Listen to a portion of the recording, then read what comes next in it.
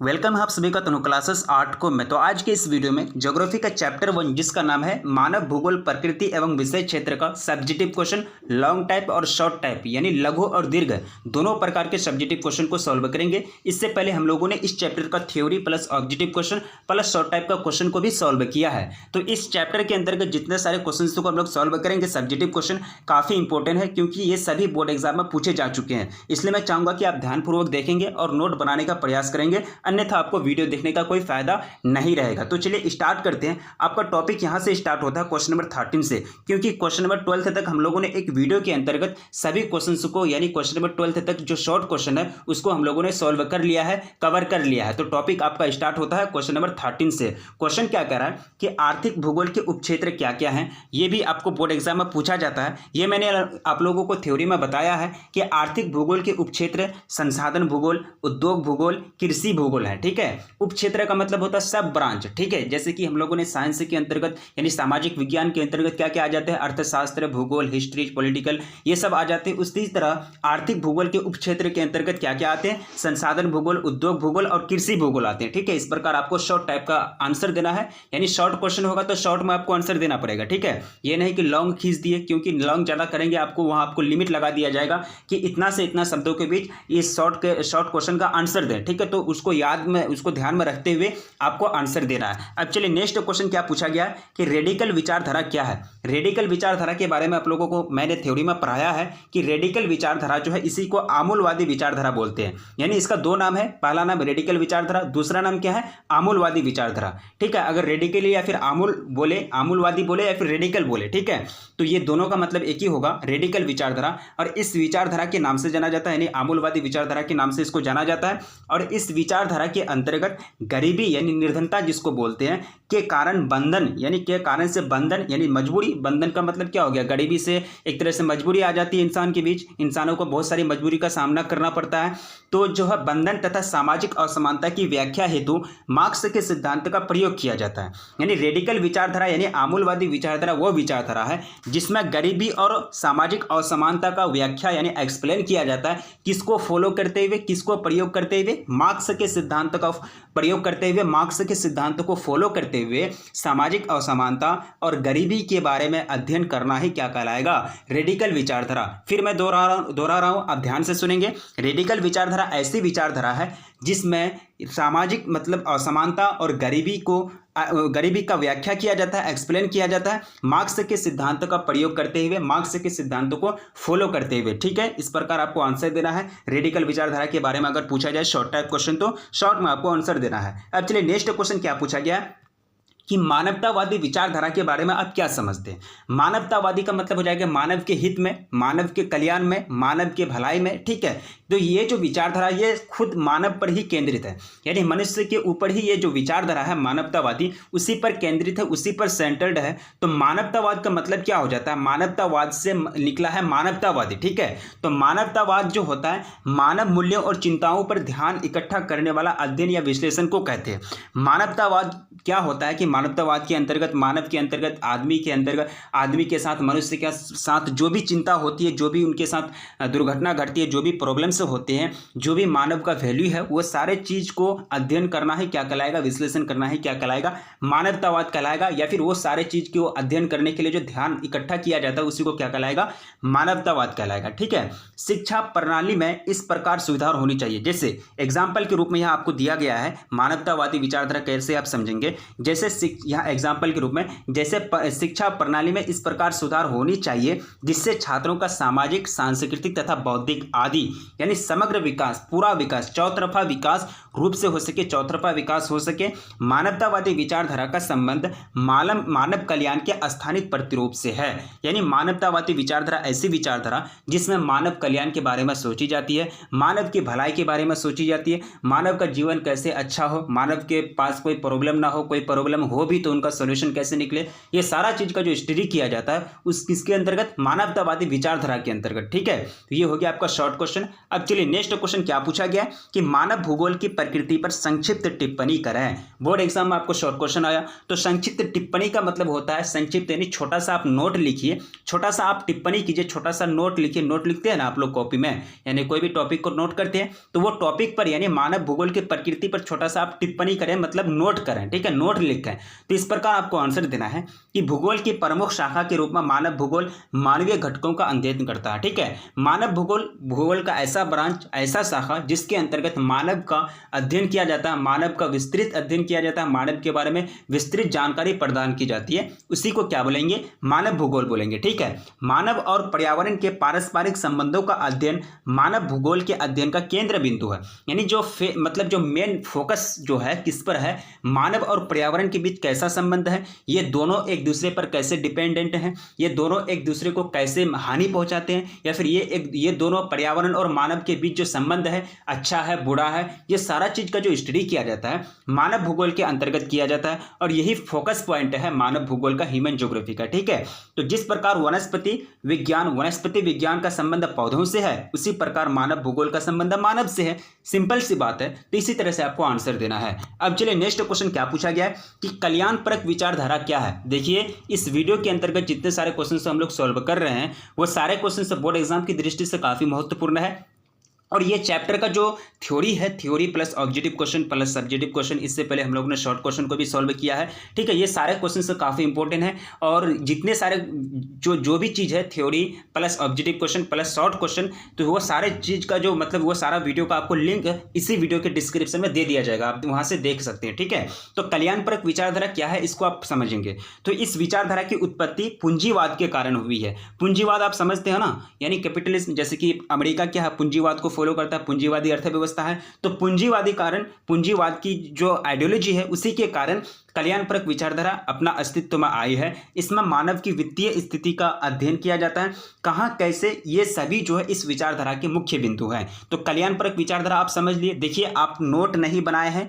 अलग सी बात है, लेकिन अगर नोट नहीं बनाए हैं, इसका भी अगर नोट नहीं बनाएंगे तो फिर आपको वीडियो देखने का कोई फायदा नहीं होगा। ठीक है, कॉपी जो आप लिए हैं तो कॉपी हर एक सब्जेक्ट का कॉपी लेंगे, हर एक सब्जेक्ट का थ्योरी वाला जो है, थ्योरी जो आपको पढ़ाया जाता है उसका अलग नोट बनाएंगे, प्लस आप क्वेश्चन आंसर जो सब्जेक्टिव कराए जाते हैं उसका अलग नोट बनाएंगे। ठीक है, तभी आपको याद होगा। देखिए कुछ करने के लिए वैसे जो एवरेज मार्क्स सबको लेके आता है, फर्स्ट डिवीजन सबको लेके आता है इंटर में, 12th क्लास में, बोर्ड एग्जाम में। ठीक है, लेकिन आपको थोड़ा सा हाई मार्क्स लेके आना है, हाई मार्क्स लेके आएंगे तभी आपका कुछ हो सकेगा आगे चल के, नहीं तो फिर एवरेज स्टूडेंट की गिनती में आएंगे। एवरेज स्टूडेंट की गिनती में आएंगे तो सभी जगह आपको लाइन में ही खड़े रहना पड़ेगा। चलिए नेक्स्ट क्वेश्चन आप देखिए, आपका दीर्घ उत्तरीय प्रश्न आ गया। इससे पहले हम लोगों ने शॉर्ट क्वेश्चन को सॉल्व किया, यानी लघु उत्तरीय प्रश्न को सॉल्व किया। अब आपका बोर्ड एग्जाम में 5 मार्क्स का दीर्घ उत्तरीय प्रश्न पूछे जाते हैं, जिसको आपको एक पेज कम से कम भरना पड़ता है, जिसको आपको अच्छी तरह से आंसर देना पड़ता है। ठीक है, तो ये जो है दीर्घ उत्तरीय प्रश्न लॉन्ग टाइप का क्वेश्चन है।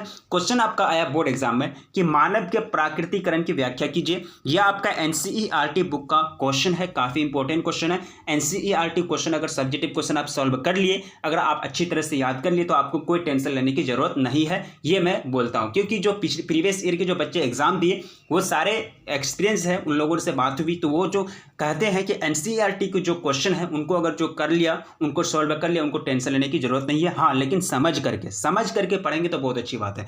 तो क्वेश्चन है कि मानव के प्राकृतिकरण की व्याख्या कीजिए, यानी नेचुरलाइजेशन कैसे हुआ मानव का, ह्यूमन का, उसकी आपको व्याख्या करने के लिए कह रहा है। ठीक है, तो चलिए आपका पैराग्राफ है। देखिए सब्जेक्टिव क्वेश्चन है तो देखिए लॉन्ग टाइप का क्वेश्चन है तो लॉन्ग आपको आंसर देना पड़ेगा। 5 मार्क्स आपको ऐसे थोड़ा ना मिल जाएंगे, कम से कम लिखना पड़ेगा 1 पेज तक। ठीक है, तो चलिए स्टार्ट करते हैं। तो मानव तकनीक और प्रौद्योगिकी का प्रयोग करते हुए प्रकृति पर्यावरण में उपस्थित, यानी प्राकृतिक के पर्यावरण में उपस्थित वस्तुओं का उपयोग करते हैं। सही बात है, मानव अलग अलग तरह के तकनीकी का प्रयोग करते हुए प्रकृति के पास जितने भी मतलब साधन है, प्रकृति के पास लोहा है, कोयला है, पेट्रोल है, मतलब वो सारे चीज़ का इस्तेमाल करता है मानव। किसका इस्तेमाल करते हुए? तकनीकी का, प्रौद्योगिकी का इस्तेमाल करते हुए। गाड़ी क्या है? गाड़ी जो बनाया हम लोगों ने, यानी वैन यानी ट्रक बनाया, रेल इंजन, हवाई जहाज, ये सब क्या है? तकनीकी यानी प्रौद्योगिकी का देन है। और ये सब के माध्यम से हम लोग क्या करते हैं?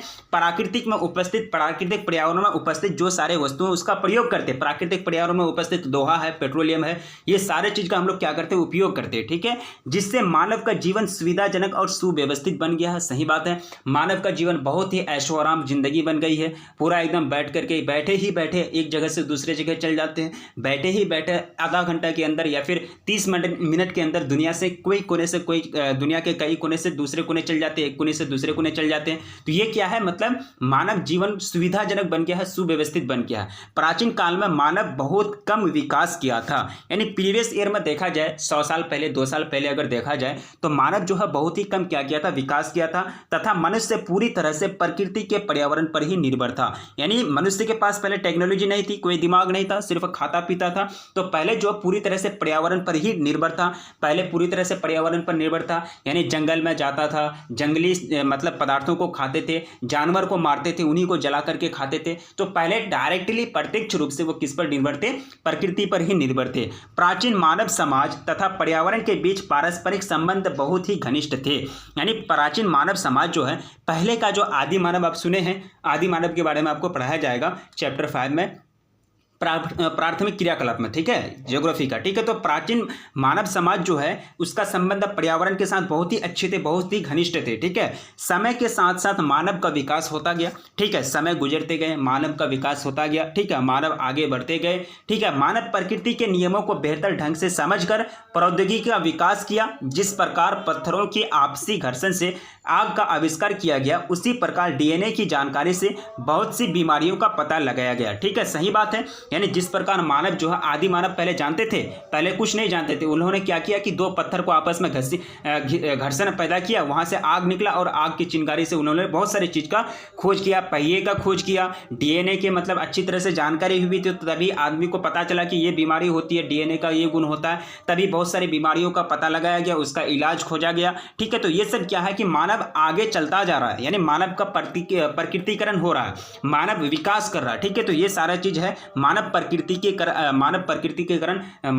प्राकृतिकरण के अंतर्गत ये सारा चीज आएंगे। चलिए नेक्स्ट पॉइंट क्या कह रहा है? मनुष्य को जो है तकनीकी और प्रौद्योगिकी, क्या कह रहा है अगला पॉइंट है कि मनुष्य को प्रौद्योगिकी और तकनीकी विरासत में मिली है। विरासत में कहने का मतलब ये हुआ कि हम जो आए हैं इस दुनिया में, हमारे पास अभी मोबाइल है, आप अभी वीडियो देख रहे हैं, मोबाइल होगा आपके हाथ में या फिर लैपटॉप होगा। ठीक है, तो ये जो आपको मिला, विरासत में मिला ना, ये जो टेक्नोलॉजी आपके हाथ में आया, कहाँ से आया? क्या आप अपने से खोज किए? क्या आप अपने से इनका आविष्कार किए? नहीं, ये आपको विरासत में मिला। पहला जनरेशन, जो जनरेशन चले गए इस दुनिया से, वो जनरेशन आपको इस टेक्नोलॉजी, ये प्रौद्योगिकी विरासत के रूप में आपको देके गया है। ठीक है, वही बात कर रही है कि मनुष्य को प्रौद्योगिकी और तकनीकी की विरासत में मिली है। शुरुआत में मानव प्रकृति पर को ज्यादा महत्व देते थे तथा पूर्ण रूप से उसी पर निर्भर रहते थे और उसी की पूजा करते थे। लाचारी थी, मजबूरी थी। शुरुआत में क्या करते थे? मानव के पास टेक्नोलॉजी नहीं थी, कोई चीज का आविष्कार नहीं किया था, कोई चीज की जानकारी नहीं थी, तो क्या करते थे? वो डायरेक्टली प्रकृति को ज्यादा महत्व देते थे और उसी पर पूर्ण रूप से निर्भर रहते थे। खाने के लिए, पीने के लिए, मतलब सोने के लिए, पहनने के लिए, जो भी पहनते थे पहले आदि मानव, तो वो सारे दृष्टि से, यानी सारे दृष्टिकोण से, सभी पक्षों से वो प्रकृति पर ही निर्भर थे और उसी की पूजा अर्चना करते थे। ठीक है, प्रौद्योगिकी किसी समाज के सांस्कृतिक विकास की स्तर की सूचक होती है। यानी प्रौद्योगिकी जो है किसी भी समाज का सांस्कृतिक विकास कितना है उसका सूचक होती है। मानव प्राचीन में प्रकृति के अनुसार ही अपने आप को बनाता था, यानी ढाल लेते थे, यानी अपने आप को बनाते थे, उसी प्रकार उसी के अनुरूप अपने आप को ढाल लेते थे। ठीक है, कहने का मतलब ये हुआ कि अगर बारिश हो रही है तो बारिश के अनुरूप अपने आप को ढाल लेगा, बारिश के अनुरूप अपना घर बना लेगा, बारिश के अनुरूप ही अपने आप को मतलब परिवेश बना लेगा। ठीक है, रहने का जो तरीका होता है, रहने का जो सिस्टम होता है उसको बदल लेगा। यानी कहने का मतलब ये हुआ कि मानव प्राचीन में प्रकृति के अनुसार ही अपने आप को बदल लेते थे, अपने आप को ढाल लेते थे। ठीक है, नेक्स्ट पॉइंट है कि इस प्रकार प्रकृति एक शक्तिशाली तथा संरक्षित था। यानी पहले जो है प्रकृति क्या था, शक्तिशाली था, पावरफुल था तथा संरक्षित था। ठीक है, शक्तिशाली यानी प्रकृति में कुछ भी हो जाता था, सुनामी, बाढ़ यानी खूब बहुत ज़्यादा हो जाता था। ठीक है, लेकिन आदमी उस टाइम कुछ नहीं कर पाते थे। आदमी के सामने, जब आदमी के सामने वह शक्तिशाली था, यानी जो भी मानव थे उसके सामने वह शक्तिशाली था, खूब तूफान आया, खूब बाढ़ आया, आदमी उसमें कुछ नहीं कर पाया। तो आदमी शक्तिशाली वहाँ होगा या फिर तूफान होगा। आदमी, तूफान आया, अपना करिश्मा दिखा चले गया, पूरा घर द्वार तोड़ के चले गया। ठीक है, लेकिन आदमी वहाँ कुछ नहीं कर पाया। तो आदमी शक्तिशाली होगा कि वो तूफान शक्तिशाली होगा, तो वो तूफान शक्तिशाली होगा, आदमी वहां कमजोर पड़ जाएगा, वहां प्रकृति शक्तिशाली हो गया। लेकिन अभी क्या है, प्रौद्योगिकी और तकनीकी का विकास के कारण आदमी, तूफान आए, बाढ़ आए या फिर कुछ भी आए, भूकंप आए, लेकिन फिर भी आदमी ऐसा सोच बना लिया है, ऐसा तरक्की का विकास कर लिया है, ऐसा टेक्नोलॉजी प्रौद्योगिकी का विकास कर लिया है कि इस प्रकार का घर बना देगा, कोई तूफान आए, कोई बाढ़ आए, कोई मतलब इफेक्ट नहीं पड़ने वाला है। ठीक है, तो अभी प्रकृति का, पहले प्रकृति खूब मतलब ये था, मजबूत था। तो अभी मानव ज्यादा मतलब प्रौद्योगिकी का इस्तेमाल करते, मानव ज्यादा मतलब मजबूत हो गया है।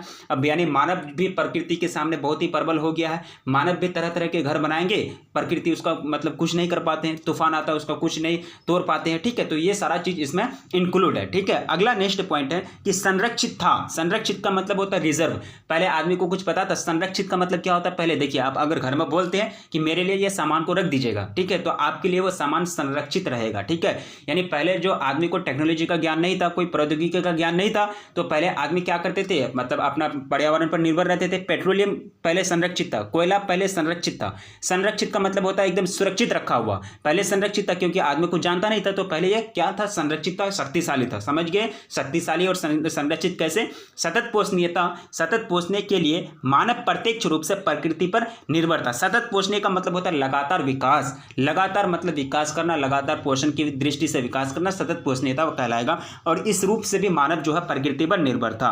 प्रकृति का ज्ञान प्रौद्योगिकी को विकसित करने के लिए महत्वपूर्ण है तथा प्रौद्योगिकी मनुष्य को पर्यावरण पर निर्भर होने से बचाती है। सही बात है, प्रौद्योगिकी का ज्ञान आपको ये होनी चाहिए। अगर प्रौद्योगिकी यानी प्रकृति का ज्ञान होनी चाहिए, जब तक साइंटिस्ट यानी मनोवैज्ञानिक या फिर कोई भी चीज़ है, कोई भी चीज़ का, कोई भी क्षेत्र का वैज्ञानिक हो, कोई भी सब्जेक्ट का वैज्ञानिक हो, कोई भी वैज्ञानिक हो, तो वो जब तक प्रकृति के नियम को यानी नेचर के नियम को नहीं समझेंगे, तब तक वो कोई भी प्रौद्योगिकी यानी टेक्नोलॉजी का विकास नहीं कर पाएंगे। इसलिए प्रकृति को समझकर, यानी प्रकृति को अच्छी तरह से समझकर तभी टेक्नोलॉजी प्रौद्योगिकी को विकास कर सकता है, उसको बना सकता है मनुष्य। ठीक है, अब चलिए नेक्स्ट पॉइंट क्या करा है कि प्राकृतिक पर्यावरण से अन्योन्य क्रिया की प्रारंभिक अवस्थाओं में मानव इससे अधिक प्रभावित हुआ था। प्रारंभिक पर्यावरण से अन्योन्य क्रिया की प्रारंभिक अवस्थाओं में मानव इससे अधिक प्रभावित हुआ था। सही बात है, प्रारंभिक जो प्रक्रिया थी, प्रारंभिक अन्योन्य पर्यावरण और मानव के बीच जो अन्योन्य क्रिया थी, तो इस अवस्था में जो है मानव उससे बहुत ही प्रभावित हुआ था। अभी इतना इफेक्टिव नहीं है। प्रकृति में पर्यावरण जो भी अपना रूप ले, यानी सुनामी का रूप ले या फिर बाढ़ का रूप ले, कोई भी रूप ले, अब मानव को इतना इफेक्ट नहीं करने वाला है, मानव पर इतना अब प्रभाव नहीं पड़ने वाला है, मानव अब इतना प्रभावित नहीं होने वाला है पहले जितना अधिक प्रभावित होता था। ठीक है, चलिए, अतः मानव का प्राकृतिकरण एक जटिल प्रक्रिया रहा है। लास्ट में एक कंक्लूजन मैंने लिखा है, इसको आपको याद रखना कि अतः मानव का प्राकृतिकरण एक अत्यंत जटिल प्रक्रिया है। यानी देखिए, पूरा आप क्वेश्चन का आंसर देते हैं, लेकिन लास्ट में 2 लाइन आप लिखेंगे तो अपने से अनुसार लिखेंगे। पूरा लाइन, पूरा पैराग्राफ को लिखने के बाद आपको क्या समझ में आया, वो 2 लाइन आप नीचे लिखेंगे, ताकि वहाँ जो कॉपी जाँच करने वाला है, जो मूल्यांकन वैल्यूएशन करने वाला है, उनका नजर जाए और वो आपको समझे कि हाँ कुछ आंसर दिया है। ठीक है, ये नहीं कि मतलब ऐसे पैराग्राफ खत्म हो गया, आंसर खत्म हो गया, अब दिमाग में नहीं आ रहा, आप चले गए दूसरे क्वेश्चन में, नहीं, थोड़ा सा कंक्लूजन लिख देंगे। देखिए, जो बेस्ट स्टूडेंट होते हैं, जो बेस्ट विद्यार्थी होते हैं, वो अपना तरीका किसी को बताएंगे नहीं। ठीक है, तो जो ऐसे होते हैं, अगर पूरा क्वेश्चन का आंसर आपने दिया, ठीक है, तो लास्ट में इससे क्या आपको सीख मिली। ठीक है, लास्ट में आपको क्या सीख मिले कि इतना चला है मानव, फिर कुछ ज्ञान नहीं था, मतलब सारा चीज मतलब वो प्रौद्योगिकी का विकास किया, तभी वो अपना अस्तित्व को कायम रखने में अभी तक मतलब क्या है, सक्षम है। तो ये सारा चीज जो चला, तो आता है, हम बोल सकते हैं ना कि मानव का प्राकृतिकरण एक जटिल प्रक्रिया रहा है। ठीक है, प्राकृतिकरण एक जटिल प्रक्रिया रहा है। तो लास्ट में कंक्लूजन लिखेंगे तो होता ये है कि जो कॉपी चेक करते हैं तो उनको थोड़ा सा लगता है कि ना बच्चे को जानकारी है, अब इनको नंबर देने में कंजूसी नहीं करनी चाहिए। ठीक है, तो ये सब चीज होता है। अब चलिए नेक्स्ट क्वेश्चन, आपका दीर्घ उत्तरीय प्रश्न आपका एक बचा है, 2 ही है, ये लास्ट क्वेश्चन है। क्वेश्चन क्या करा कि मानव भूगोल के विषय क्षेत्र पर टिप्पणी कीजिए। ठीक है, मानव भूगोल का विषय क्षेत्र क्या क्या है, मानव भूगोल के विषय क्षेत्र है, उस पर आपको कमेंट करने के लिए करा। ठीक है, तो मानव भूगोल का विषय क्षेत्र बहुत ही विस्तृत है। मानव भूगोल का विषय क्षेत्र क्षेत्र बहुत ही बड़ा है। प्राकृतिक पर्यावरण इसी के अंतर्गत आएंगे। नदी नहर जो भी है, परिवेश में जितने भी भौतिक संसाधन है वो सारे चीज़ इसी में आएंगे। मानव इसी में आएंगे। मानव निर्मित संसाधन इसी में आएंगे। जितने सारे चीज़ आपको देखने के लिए मिल रहे हैं वो सारे मानव भूगोल का विषय क्षेत्र के रूप में है। इसलिए मानव क्षेत्र का जो विषय क्षेत्र बहुत ही विस्तृत है, बहुत ही व्यापक है, जिसमें मानव का भौतिक परिवेश भी सम्मिलित है। ठीक है, मानव भूगोल में भौतिक परिवेश के घटकों की व्याख्या 2 वर्गों में विभाजित कर किया जा सकता है, जैविक घटक और अजैविक घटक। ठीक है, अक्षांश तथा देशांतर से किसी क्षेत्र अथवा स्थान की सामान्यतः जलवायु और वनस्पति के बारे में पूर्ण जानकारी मिलती है। अक्षांश से दूरी और देशांतर दूरी, अब ग्लोब देखे होंगे, ग्लोब देखे हैं, ग्लोब में जाएंगे तो आपको अक्षांश से देशांतर और अक्षांश से देशांतर जो रेखा होती है उसको देखने के लिए मिलेंगे। ठीक है, तो उसी के अनुसार किसी भी क्षेत्र की जलवायु और वनस्पति के बारे में जानकारी प्राप्त होती है। ठीक है, जलवायु भौतिक परिवेश का सर्वाधिक महत्वपूर्ण घटक है। मानव पर जलवायु का प्रत्यक्ष प्रभाव सबसे अधिक पड़ता है। जलवायु यानी जो मतलब मौसम है, जो भी बाढ़ बरसात, जो भी भूकंप वगैरह, सुनामी जो भी आते हैं, बरसात आते हैं, तो ये सारे चीज़ का जो मतलब इफेक्ट है वह मानव पर डायरेक्टली पड़ता है। क्या पड़ता है? प्रत्यक्ष रूप से डायरेक्टली पड़ता है और अधिक पड़ता है। ठीक है, तो जलवायु मनुष्य के खान पान, रहन सहन, अधिवास, उद्योग, व्यापार जैसी क्रियाओं पर प्रत्यक्ष प्रभाव डालती है। वनस्पति जीवन का आधार है। वनस्पति जो है वह क्या है? जीवन का आधार है। और जलवायु मनुष्य के जो जितने भी खान पान, रहन सहन, अधिवास है उस पर प्रत्यक्ष प्रभाव डालती है। ये सारे जो क्रिया है उस पर क्या करती है? प्रत्यक्ष रूप से प्रभाव डालती है जलवायु। अब नेक्स्ट पॉइंट है कि मानव प्राकृतिक वनस्पति के कुछ प्रकारों को खेती के माध्यम से नियोजित करता है, मतलब उगाता है। मानव का भोजन, गृह निर्माण सामग्री जैसी मूलभूत वस्तुएं प्रत्यक्ष रूप से वनस्पति से संबंधित है। मानव पशुओं को पालते हैं, मानव पशुओं को पालते हैं यानी पालतू बनाते हैं तथा उनसे दूध, मांस, चमड़े आदि की प्राप्ति करते हैं। ठीक है, तो देखिए आपका ये हो गया, ये आपका आंसर हो गया। मानव भूगोल के विषय क्षेत्र पर आप कमेंट कर दिए, टिप्पणी कर दिए, नोट लिख दिए, तो लास्ट में आप क्या लिखेंगे? हम क्या लिखेंगे कि अतः मानव भूगोल के विषय क्षेत्र व्यापक और रुचिकर है, यानी बहुत ही ज्यादा है, बहुत ही बड़ा क्षेत्र है। स्टडी करने बैठेंगे तो पूरा रात दिन स्टडी करेंगे फिर भी कम नहीं होगा। ठीक है, तो मानव भूगोल के विषय क्षेत्र जो है काफी व्यापक है, विस्तृत है और रुचिकर है, इंटरेस्टिंग है। रुचिकर का मतलब होगा इंटरेस्टिंग है, जिसके अंतर्गत विभिन्न प्रकार के प्राकृतिक चक्र जैसे कि जलवायु क्या है? प्राकृतिक चक्र है, जलवायु चक्र तथा मानवीय चक्र निरंतर चलती रहती है। मानवीय चक्र यानी प्राकृतिक चक्र यानी जलवायु हो गया, जल चक्र हो गया, बहुत सारे चक्र पढ़े हैं आप। फूड चेन हो गया, फूड चेन यानी जो भोजन आहार जो होता है वो चक्र भोजन चक्र होता है। आहार चक्र जो होता है, ठीक है, यानी जैसे कि घास को मतलब बकरी खाया, बकरी को फिर कौन खाया? शेर खाया, शेर को फिर कौन खाएगा? कुछ वो मर जाएगा। ठीक है, इसी तरह से चक्र चलते रहता है। तो ये सारा चक्र कहाँ आया गया? किसके अंतर्गत? मानव भूगोल के अंतर्गत आ गया। ठीक है, तो ये हम लोगों ने मानव भूगोल के विषय क्षेत्र पर कमेंट किया।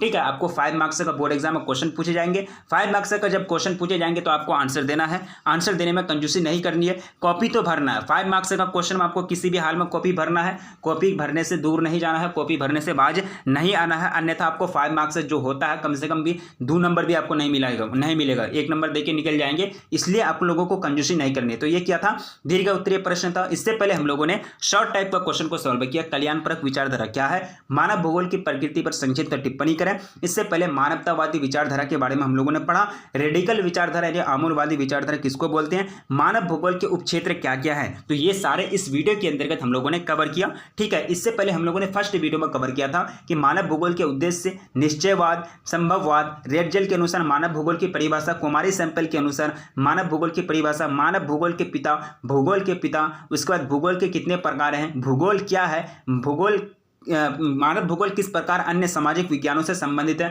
मानव भूगोल के उपक्षेत्र क्या क्या है, मानव भूगोल क्या है, ये सारा चीज को हम लोगों ने फर्स्ट वीडियो में पढ़ा था। ठीक है, तो ये वीडियो के अंतर्गत आप लोगों का सभी क्वेश्चंस को हम लोगों ने सॉल्व किया। तो ये चैप्टर आपका कंप्लीट हो गया, कोई चीज आपका बाकी नहीं रहा। Theory plus objective question plus subjective question दोनों टाइप का लॉन्ग और शॉर्ट हम लोगों ने कवर कर लिया। ठीक है, तो लास्ट टाइम आपसे विनती की जाती है, वीडियो को अगर लाइक नहीं किया तो प्लीज वीडियो को लाइक कर दें, अपने दोस्तों में एक बार जम करके शेयर कर दें, चैनल पर पहली बार विजिट करें तो प्लीज चैनल को सब्सक्राइब कर लें, क्योंकि पूरी तरह से आपको कंटेंट दी जाती है, पूरी तरह से आपको तैयारी कराई जाती है। तब तक रखिए अपना ख्याल, मिलेंगे फिर नेक्स्ट क्लास में, तब तक के लिए जय हिंद।